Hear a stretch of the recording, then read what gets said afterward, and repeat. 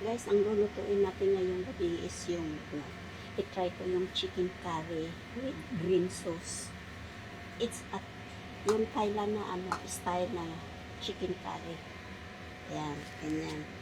So, all we have to do is isutin mo na siya sa bawang at saka sibuyas.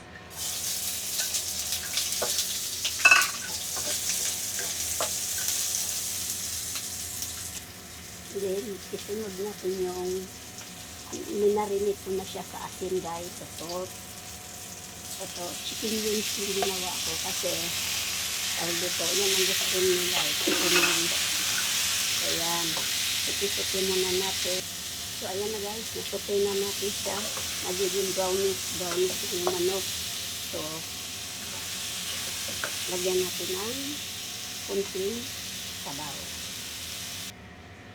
So, ayan na guys, nalagyan natin ng sabaw. Pagkatapos, ilagay na natin ito yung Thailand curry, green sauce siya.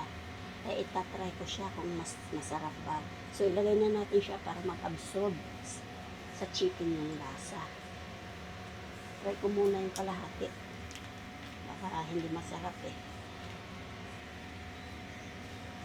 Sana lang masarap. Ayan. Naku guys, super anghang pala to. Hindi pwede sa akin.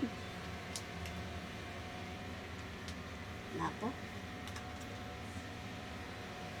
Pero gusto nila yan. Pero gusto nila to. Okay lang. So, tapos niyan guys, since wala kaming coconut milk, ibak yung nilagay ko.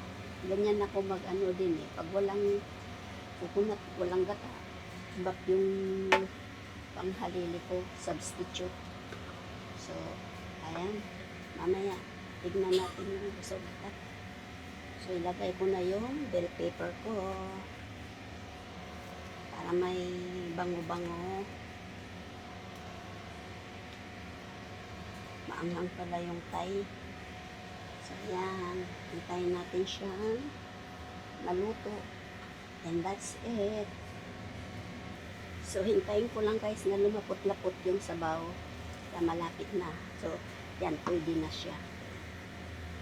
Ganyan lang guys. Pag wala kayong gata, ibak ang gawin nyo. Yan ang sekreto. Ako guys, ang technique ko pag nagluluto, always put 1 teaspoon of salt pag nagluluto kayo. Para pag nag-aagaw ba yung alat niya, yun. Lalo pag maanghang, lagyan nyo ng kunting asukal. Yan. So, ayan na guys. Nakita nyo na ba? Lumapot na siya. So, yun ang tamang pwedeng ihahon na. Ayan. So, tama na yan.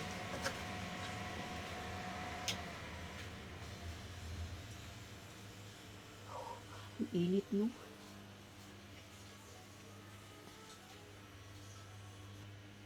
That's it guys. Ayan na, umuusok-usok pa siya. Ito na, finish. Parang masarap.